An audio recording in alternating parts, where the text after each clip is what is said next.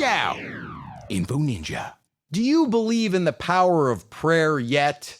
If you don't, have you been listening to this show? Have you been paying attention to the 2024 election results? Because what more proof do you need?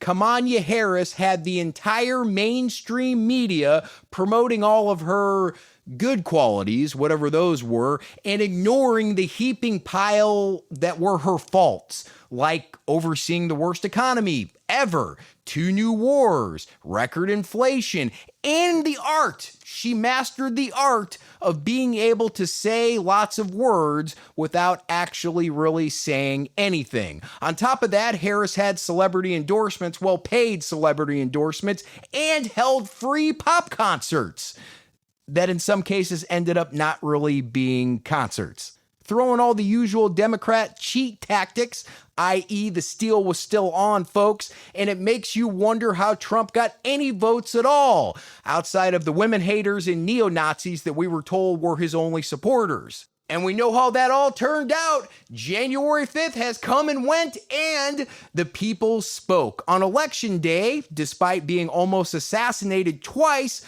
Donald Trump received more votes than any Republican in history, winning the presidency with the Electoral College and the popular vote, and the Republicans have won the House and will most likely win the Senate. So how did all this happen? Because we weren't supposed to win. Well, the answer is, but God. We prayed for our country, we prayed for this election, and we even prayed for Donald Trump. Seriously, I had never prayed for an elected official in my life, and I did it in this election. And God, He listened. He said, chill, I've got this. And boy, did he. So far, these election results have been beyond all of our expectations, no matter which side of the aisle you're on.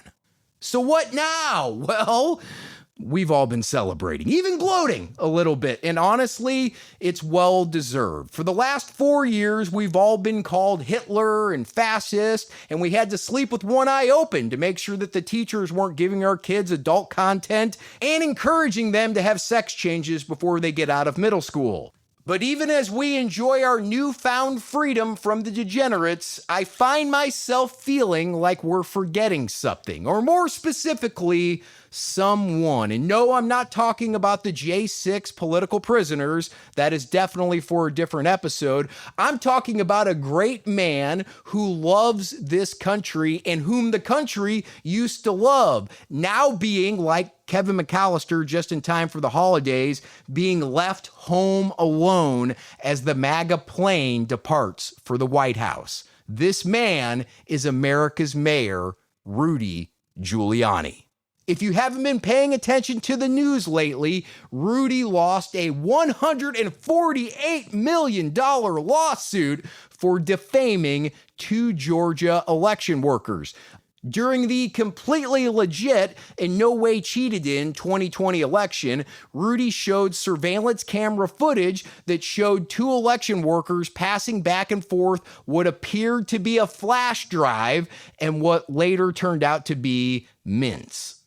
Like the kind of mints you put in your mouth, a box of mints. As a result, the 2 election workers received death threats and hateful messages that shook them so much that they needed $148 million to feel better. Yes, it looks like a motivated to save America Rudy Giuliani made a mistake and screwed this one up, but is anyone's feelings worth $148 million?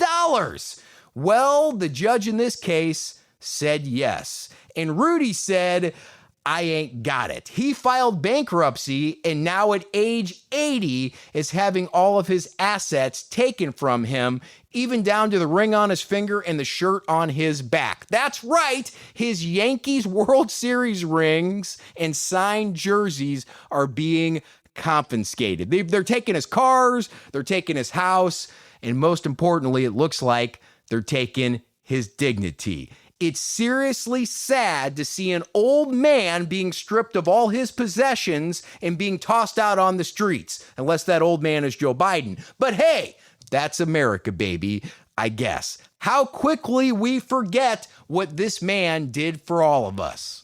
Rudy Giuliani, who started out as a federal prosecutor and a damn good one, by the way, later became the two-term mayor of New York City. Now, at the time, New York City was a liberal shithole, much like it is today, where crime was rampant and the budget was broke. Now, fast forward 4 years to the end of Rudy's first term, and New York City was now a family town with far less crime and a balanced budget.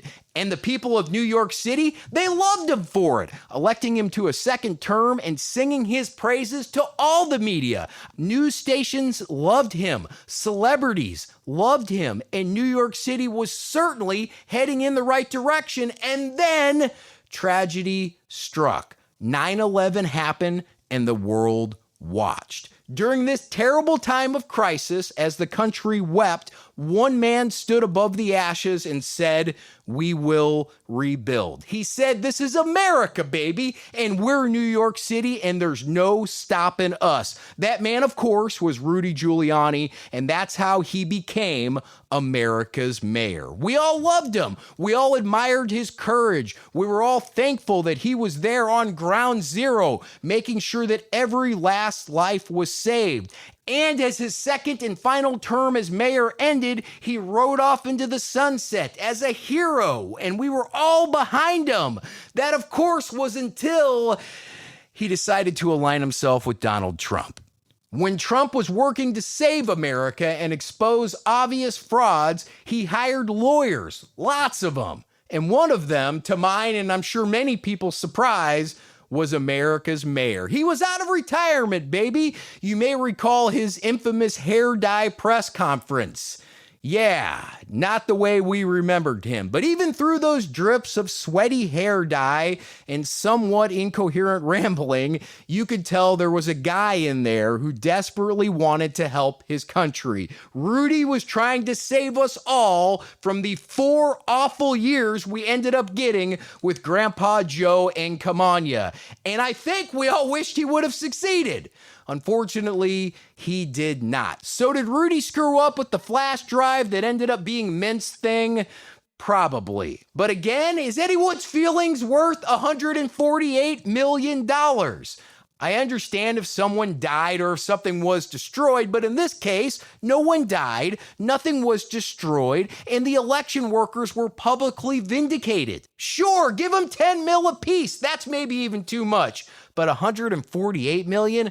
Wow, that is too much, and it feels politically motivated. So to come back to my original question, do you believe in the power of prayer, in God's amazing ability to turn around situations where all hope appears to be lost? If you're not answering yes yet, I don't know what else I can say to convince you. But if you do believe, please set aside a few moments to talk to the big guy about America's mayor. He needs our help right now. Let's give him the peace of mind of knowing that millions of people are talking to God about him during his time of need. Let's all pray for Rudy, America's mayor. Hi-yow!